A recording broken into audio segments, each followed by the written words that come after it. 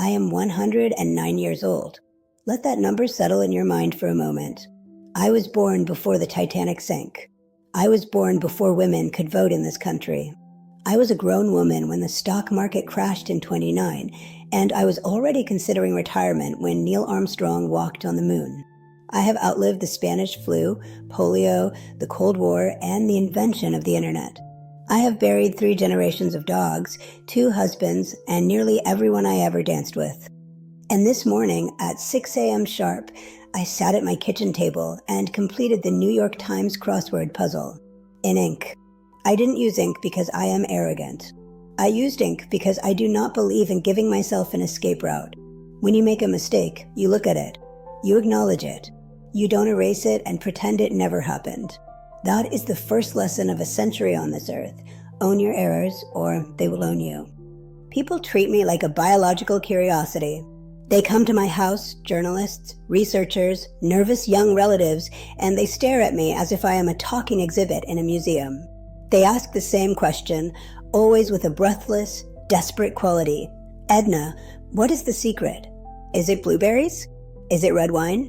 Is it good genes? They want me to tell them it's magic. They want me to tell them that if they just eat enough kale or take a specific pill, they can live forever without effort. I am a retired mathematics teacher. I taught high school calculus for 45 years. And if there is one thing I know, it is that there is no such thing as magic. There are only variables, constants, and the relentless application of logic. Life is an equation. Most people are terrible at math, and so they fail to balance the equation. They drift. They let entropy take over. I am not sharp because I am lucky. I am sharp because I am at war. I am at war with the fading of the light. I am at war with the comfortable silence that tries to wrap itself around the elderly. I am at war with the slow, insidious rut that claims the mind long before the heart stops beating. I am writing this because I look at your generation, the children of the screen, the disciples of ease, and I am terrified for you. You are outsourcing your cognitive existence. You have calculators in your pockets, so you have stopped doing mental arithmetic. You have GPS, so you have lost your sense of direction. You have algorithms that choose your music, your news, and your opinions, so you have stopped practicing critical thought. You are treating your brain like a hard drive, a storage device for memes and cat videos.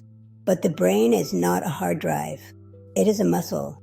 And like any muscle, if you do not tear it down and rebuild it, it will atrophy. It will turn to mush. I watched it happen, and that is where this story truly begins. Not with my success, but with the horror of what I witnessed. To understand why I am the way I am, you have to understand my sister, Helen. Helen was 2 years older than me. She was the beauty, the charmer. She was the one who could walk into a room and the temperature would change. She was brilliant, too, could recite Keats and Shelley by heart, could bake a souffle without a recipe. But Helen loved comfort. She loved the path of least resistance. When she retired at 60, she said to me, Edna, I am done. I am going to rest. And she did. She stopped reading anything challenging. She stopped arguing about politics. She spent her days watching television, letting the warm bath of passive entertainment wash over her. She told me she had earned the right to do nothing. I watched her disappear. It didn't happen overnight. It was a slow, agonizing subtraction. First, it was the names of distant relatives. Then, it was the plot of the show she was watching. Then, it was the ability to navigate the supermarket. I remember the day the light finally went out behind her eyes. I was visiting her, she was 82 then, and she looked at me with a polite, vacant smile and asked, "Have we met?" That moment broke something in me, but it also forged something. I looked at my sister, this woman who had once been a force of nature, now reduced to a shell, hollowed out not by disease, but by disuse. I realized that her brain had not been taken from her, she had surrendered it. She had surrendered it to the comfort of the couch. She had surrendered it to the ease of, I don't need to learn that. I stood in her living room, surrounded by the silence of her life, and I made a blood oath to myself.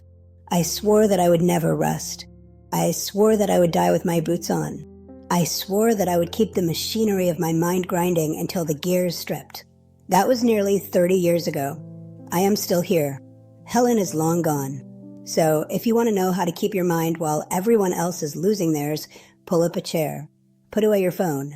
I am going to teach you the 5 variables of the survival equation. Variable 1, the friction of thought. The brain thrives on conflict. It thrives on difficulty. Modern life is designed to eliminate friction. You want to know a fact? You Google it. You want to go somewhere? The car tells you how. You want to be entertained? The screen feeds you. This comfort is a death sentence for your cognition. Neuroplasticity, the brain's ability to create new connections, only happens when you are struggling. It happens when you are frustrated. It happens when you are failing. I don't do the crossword to relax. I do it to be annoyed. When I can't find the word for an 8-letter synonym for obfuscate, I can feel the heat in my temples. That heat is the engine running. That frustration is the neurons firing, trying to bridge the gap. Every morning, I force myself to learn something that has no practical utility. I memorize the capitals of African nations. I try to conjugate verbs in Portuguese. I do not speak Portuguese, which makes it excellent exercise. I read articles by economists I despise, and I force myself to outline their arguments until I understand them well enough to dismantle them. You must seek out mental resistance. If you are reading a book and it is easy, put it down. Read something that makes you reread the same sentence 3 times. If you have a hobby and you have mastered it, abandon it. Pick up something you are terrible at. I see people my age and people half my age sitting in their recliners, doing the same things they have done for decades. They are digging a groove in the neurological mud. Eventually, that groove becomes a trench, and then it becomes a grave. You must climb out of the trench. You must be a novice every single day. Is it exhausting? Yes, that is the point. Exhaustion is proof of life. Variable 2, the social calculus. I am a curmudgeon. I admit this. After 45 years of teaching teenagers, my patience for human folly is nearly non-existent. I prefer the company of books to the company of people, but I know the science. And the science says that isolation is a neurotoxin. When you are alone, your brain goes into power-saving mode. It doesn't need to process the complex, rapid-fire data of a conversation. It doesn't need to read micro-expressions, interpret tone, or suppress the urge to say something rude. Socializing is the most complex cognitive gymnastics we perform. So, I force myself to be among the living. Every Thursday, I host a bridge game. There are 3 other women. They are younger than me, in their 80s and 90s, and they drive me absolutely mad. Martha cheats when she thinks no one is looking. Gladys tells the same story about her trip to Boca Raton in 1988 every single week. But I go. I sit there. I listen. I track the cards. I call Martha out on her cheating. I pretend to be interested in Boca Raton. This is not just politeness, it is a workout. Navigating the treacherous waters of social interaction requires memory, focus, and emotional regulation. It forces the brain to stay alert. I also tutor. There are children in my neighborhood who are failing algebra. Their parents bring them to me, terrified of the ancient witch in the house on the corner. I sit them down. I do not coddle them. I make them show their work. You are not stupid, I tell them. You are just lazy. There is a difference. I argue with my great-grandson. He is 22 and thinks he knows everything about the world because he read a thread on Twitter. We debate economics. We debate history. I force him to defend his positions with logic, not emotion. He gets frustrated. Good. We are both growing. Do not retreat. It is tempting, especially as you get older, to pull up the drawbridge and stay in the castle. The world is loud and confusing and often rude. But the castle is a tomb. Go out. Talk to the cashier. Argue with the neighbor. Keep the lines of communication open because they are the lifelines of your sanity. Variable 3, the physics of motion. Newton's first law of motion states that an object at rest stays at rest. This is true for billiards, and it is true for blood flow. I am 109. My knees creak like an old floorboard. My back stiffness in the morning makes me grunt like a grizzly bear. It would be so easy to sit. The chair is always there, inviting me. But I know what happens to the people who sit. They ossify. They become statues. The brain is an organ. It is a biological machine that requires oxygen and glucose. The only way to get those things to the brain in sufficient quantities is to pump the blood. I do not run marathons. I am not insane, but I am in constant motion. I walk the perimeter of my property every morning. I walk to the corner store. If I need a glass of water, I get it myself. I sweep my own porch. I weed my own garden. I treat every physical act as a victory against paralysis. There is a direct connection between the feet and the head. I have solved more calculus problems while walking around my living room than I ever did sitting at a desk. When the body moves, the mind unsticks. I see young people today strapped into their office chairs, staring at screens for 12 hours, then moving to a couch to stare at a different screen for 4 hours. They're stagnant pools of water, and stagnant water breeds disease. You do not need a gym membership. You do not need spandex. You just need to refuse to be sedentary. Stand up, pace while you're on the phone, park your car far away, take the stairs until your legs burn. Pain is a signal. It tells you that the machinery is still working. Embrace the creak. The day you stop moving is the day you start dying. Variable 4, the biological baseline. Let us talk about the fuel for the machine. I grew up on a farm. We ate what we grew. Potatoes, cabbage, pork, butter. Real food. Today, I walk through the supermarket and I see aisles of chemistry experiments wrapped in plastic. High fructose corn syrup. Red dye number 40. Preservatives that could mummify a pharaoh. You are building your brain out of what you put in your mouth. If you feed it garbage, you will get garbage performance. I eat like a peasant from 1920. Oats, blueberries, fish, vegetables that look like vegetables. I use butter, not margarine. I drink water, not liquid sugar. And sugar, that is the enemy. I have a sweet tooth, I admit it. But I treat sugar like a recreational drug, a rare indulgence, not a dietary staple. Sugar inflames the brain. It fogs the glass. But more important than food is the cleanup crew, sleep. I sleep 8 hours a night. Non-negotiable. I go to bed at 9:30 p.m. I wake up at 5:30 a.m. My body is a clock.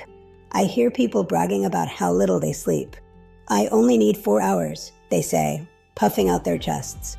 You are not a hero. You're an idiot. Science has finally caught up to what grandmothers have known for centuries. When you sleep, your brain literally washes itself. The glymphatic system opens up and flushes out the metabolic waste, the beta amyloid plaques, the toxins that build up during the day. If you do not sleep, the trash creates a pileup. Imagine a city where the garbage trucks went on strike for 40 years. That is your brain on sleep deprivation. That is the road to dementia. Protect your sleep. It is the only time your brain can repair the damage you did to it during the day. Variable 5, the meaning of the equation. This is the final variable, and it is the one that solves for x. You can do the crosswords, you can eat the blueberries, you can walk the miles. But if you do not have a reason to wake up, you will wither. The brain is efficient. If it senses that its job is done, that it is no longer needed by the tribe, that it has no problems to solve, it initiates the shutdown sequence. When my second husband, Walter, died, I was 89. The silence in the house was deafening. The grief was a physical weight, heavy enough to crush a lung. My well-meaning niece told me, "Aunt Edna, you've done enough. Just relax now. Let us take care of you." It sounded so sweet. It sounded like permission to let go. I looked at her and said, I am not dead yet. I needed a purpose. So I created one. I joined the library board. I started the tutoring circle. I began writing letters to the editor of the local paper, critiquing their grammar and their logic. They hate me, but they publish me. I wake up every morning with a to-do list. Sometimes the items are small, bake bread, call the insurance company, finish the puzzle. Sometimes they are big, help the neighbor kid pass his SATs. It does not matter what the purpose is. It only matters that it exists.